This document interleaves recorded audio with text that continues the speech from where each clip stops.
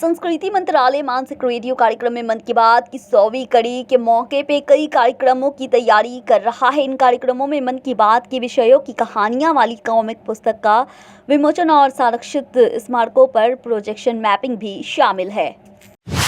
भारतीय कुश्ती महासंघ के अध्यक्ष बृजभूषण शरण सिंह के खिलाफ कार्रवाई की मांग को लेकर के पहलवान धरने पे बैठे हुए। इस बीच भारतीय कुश्ती संघ के प्रमुख बृजभूषण शरण सिंह ने एक वीडियो संदेश जारी किया है और कविता के जरिए अपने मन की बात कही है। बृजभूषण सिंह के वीडियो में कहा गया है, मित्रों, जिस दिन मैं अपने जीवन की समीक्षा करूंगा, क्या खोया क्या पाया, जिस दिन मैं महसूस करूंगा कि मेरे संघर्ष करने की क्षमता अब समाप्त हो गई है, जिस दिन मैं महसूस करूंगा मैं लाचार हूं, मैं बेचारा हूं, ऐसी ज़िंदगी जीना मैं पसंद नहीं करूंगा और मैं चाहूंगा कि ऐसी ज़िंदगी जीने से पहले मेरी मृत्यु हो जाए।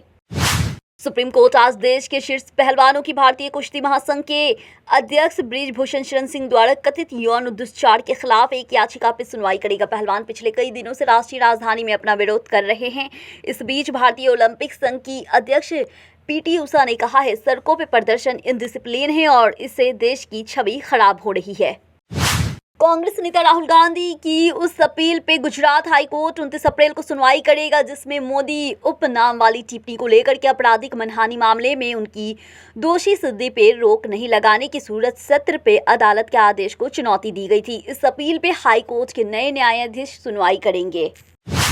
असम के उग्रवादी संगठन डिमासा नेशनल लिबरेशन आर्मी ने केंद्र और असम सरकार के साथ एक त्रिपक्षीय समझौता के बाद हिंसा छोड़ने और मुख्य धारा में शामिल होने पर सहमति व्यक्त की है। केंद्रीय गृह मंत्री अमित शाह की मौजूदगी में असम के उग्रवादी संगठन डिमासा ने नेशनल लिबरेशन आर्मी के साथ एक त्रिपक्षीय समझौता ज्ञापन पे हस्ताक्षर किए गए हैं। असम सरकार के शांति समझौता की दिशा में किए गए प्रयासों को लेकर के सरकार के लिए ये एक बड़ी कामयाबी के तौर पे देखा जा रहा है।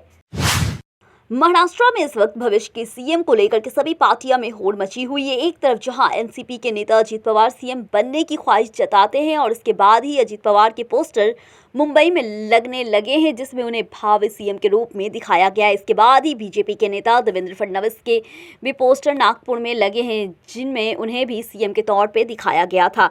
इसके बाद से महाराष्ट्र की राजनीति में ये चर्चा शुरू हो गई है कि एकनाथ शिंदे छुट्टियों पे चले गए हैं। वहीं मुख्यमंत्री एकनाथ शिंदे ने शिवसेना ठाकरे समूह के नेता उद्धव ठाकरे द्वारा की गई आलोचना का कड़ा जवाब दिया है। मुख्यमंत्री शिंदे ने उद्धव ठाकरे की आलोचना करते हुए कहा है कि आप में बदले की भावना और हत्या का भाव है, लेकिन आप में सच्चाई का सामना करने का साहस नहीं है। मुख्यमंत्री शिंदे ने आज 2 ट्वीट कर ठाकरे पे हमला बोल दिया है।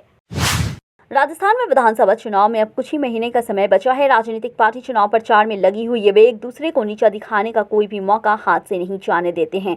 इन पार्टियों के भीतर भी कहल मचा हुआ है। एक एक सीट के लिए कई दावेदार हैं।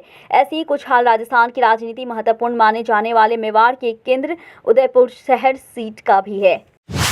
दिल्ली आबकारी नीति मामले में परिवर्तन निदेशालय ने एक दिन पहले कथित शराब घोटाले मामले में अदालत में 3rd सप्लीमेंट्री चार्जशीट दाखिल किया है। ईडी ने मनी लॉन्ड्रिंग मामले में आरोपी और साउथ ग्रुप से जुड़े व्यवसायी अरुण पिल्लई और अमनदीप जल के खिलाफ दिल्ली के एक अदालत में आरोप पत्र दाखिल किया है। उत्तराखंड सरकार ने 4 धाम यात्रा करने वाले श्रद्धालुओं के लिए हिंदी और अंग्रेजी के अलावा 7 और भारतीय भाषाओं में स्वास्थ्य संबंधी दिशा निर्देश जारी किए हैं। स्वास्थ्य सचिव आर राजेश कुमार ने यहां कहा है, हम हिंदी और अंग्रेजी में पहले ही दिशा निर्देश जारी कर चुके हैं। अब हम 7 और भाषाओं में इन्हें जारी कर रहे हैं, जिसमें विभिन्न प्रदेश से 4 धाम यात्रा पर आने वाले श्रद्धालु इन्हें आसानी से समझ सके और अपनी सुरक्षा के लिए एहतियात बरत सके। पश्चिम बंगाल के उत्तर दिनाजपुर जिले के पूरे कालियागंज शहर गुरुवार को निषेधाज्ञा लागू करने के साथ ही इंटरनेट सेवाएं निलंबित कर दी गई है। एक वरिष्ठ अधिकारी ने ये जानकारी दी है।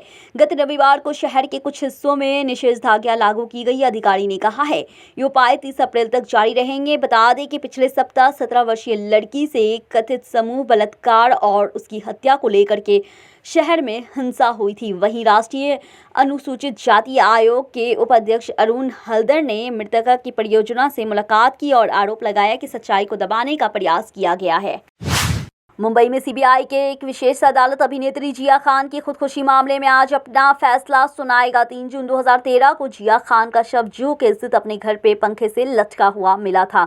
7 जून 2013 को अदाकार के घर से 6 पन्नों का लिखा सुसाइड नोट मिला था। खान की ओर से कथित रूप से लिखे 6 पन्नों पे पत्र के आधार पर सूरज को आरोपी बनाया गया है। सीबीआई ने दावा किया है कि पत्र में सूरज के साथ जिया के अंतरंग संबंध के साथ साथ कथित शारीरिक शोषण, मानसिक और शारीरिक यातना के बारे में भी बात की गई है, जिस वजह से उसने खुदकुशी की है।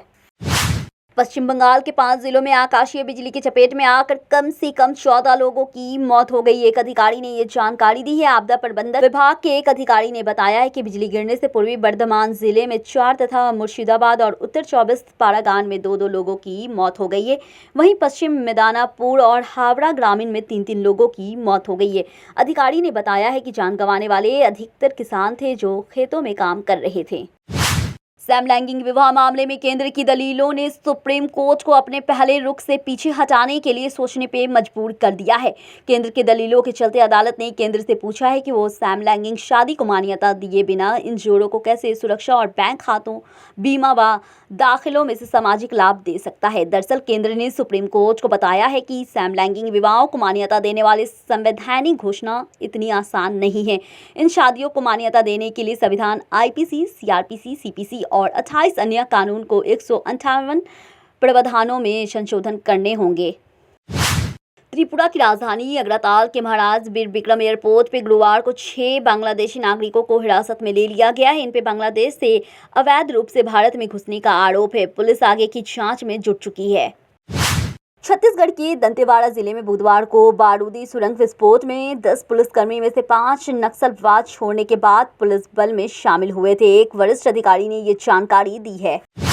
पंजाब के रोपड़ जिले में अदालत परिसर में एक बड़ी घटना होने से चल गई है। पुलिस अगर मुस्तैदी नहीं दिखाती तो अदालत में ही आरोपी को गोली मार दी जाती। दरअसल मोरिंडा स्थित ऐतिहासिक गुरुद्वारा श्री कोतेवाली साहिब में अभी हाल ही के दिनों में एक बेअदबी की घटना सामने आई थी। बेअदबी करने वाले आरोपी को गुरुवार को कोर्ट में पेश किया गया था। इस दौरान कोर्ट में मौजूदा एक वकील ने आरोपों पर पिस्तौल तान दी थी। समय रहते पुलिस ने मुस्तैदी दिखाते हुए वकील को ही दबोच लिया। पेट्रोल डीजल के नए रेट जारी हो चुके हैं। वहीं कच्चे तेल के दाम में कमी के बीच कई शहरों में फ्यूल के रेट गिर गए हैं और कुछ जगहों पे बढ़ गए हैं। पेट्रोल डीजल के नए रेट जारी हो चुके हैं। वहीं कच्चे तेल के दाम में कमी के बीच कई शहरों में फ्यूल के रेट गिर गए हैं और कुछ जगहों पे बढ़ गए हैं। भारत में कमजोर होते हुए मानसून को लेकर के पुणे के Indian institute of tropical metrology में रिसर्चर्स ने एक स्टडी की है कि स्टडी में पता चला है कि मानसून को कमजोर होने के पीछे वायु प्रदूषण सबसे बड़ा कारण है। रिसर्चर्स का कहना है कि वायु प्रदूषण और वेस्ट पैसिफिक ट्रॉपिकल साइक्लोन में बढ़ोतरी ने पिछले कुछ दशकों में भारतीय मानसून को कमजोर करने में अपनी भूमिका निभाई है। अमेरिकी सेना के 2 अपाची AH-64 हेलीकॉप्टर गुरुवार को दुर्घटनाग्रस्त हो गए। ये दुर्घटना तब हुई है जब अमेरिकी सेना के दोनों हेलीकॉप्टर ट्रेनिंग करके वापस लौट रहे थे। इस साल अमेरिका में आर्मी हेलीकॉप्टरों के हादसे से जुड़े ये तीसरी दुर्घटना है। अमेरिका सेना के प्रवक्ता जॉन पेनल के अनुसार हर हेलीकॉप्टर में 2 लोग सवार थे। महाराष्ट्र के ठाणे कोलसेवाड़ी पुलिस स्टेशन के तहत एक इलाके में 4 लोगों को गिरफ्तार किया गया है। इन पे 15 साल की नाबालिग लड़की के साथ गैंगरेप का आरोप है। पुलिस ने मामले में आईपीसी की धारा 376 और पॉक्सो एक्ट के तहत मुकदमा दर्ज किया है। महाराष्ट्र पुलिस के मुताबिक आरोपी की पहचान साहिल सुजल विजय के रूप में हुई है। चौथे आरोपी नाबालिग है जिसे बाल सुधार गृह में भेजा गया है।